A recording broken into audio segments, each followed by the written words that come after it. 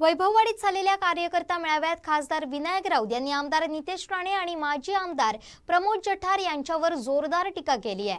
आमदार नितेश राणे पोपटपंची करणारे असून दलाली करणारे टक्केवारीवाले आमदार आहेत असा घणाघात त्यांनी केलाय। पाहुयात काय म्हणालेत खासदार विनायक राऊत। फक्त आमदारकी घ्यायची, लोकांना म्हणजे धाकधपटसा दाखवून फसवून काम मंजूर करून घ्यायची माननीय मुख्यमंत्री आणि माननीय पालकमंत्र्यांच्या माध्यमातून प्रयत्न काही करायचे नाही, पण मंजूर झालं की नारळ घ्यायचा, तो पण स्वतःच्या खर्चाचा नाही, कोणाला तर सांगायचा नारळ घेऊन ये, फोडायचा, टक्केवारी घ्यायची आणि पळून जायचा धंदा इथल्या आमदार नितेश राणेंचा आहे। टक्केवारीचा आमदार होय, टक्केवारीचा आमदारच आहे।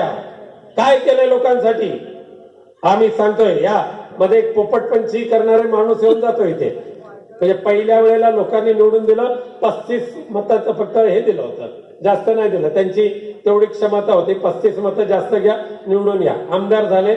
दुसऱ्या वेळेला उभे राहिल्यावर ढोंगणावर लाथ मारली आणि फेकून दिली की 5 वर्ष दलाली करण्याशिवाय पलीकडे त्या पोपटपंचाने काही केलंच नाही।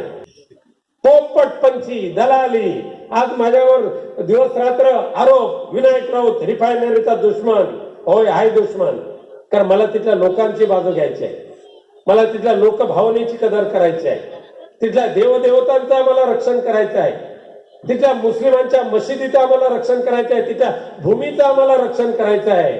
त्या अरबस्थानातून येणाऱ्या अरबांसाठी अरबस्थान निर्माण आम्हाला करायचं नाही।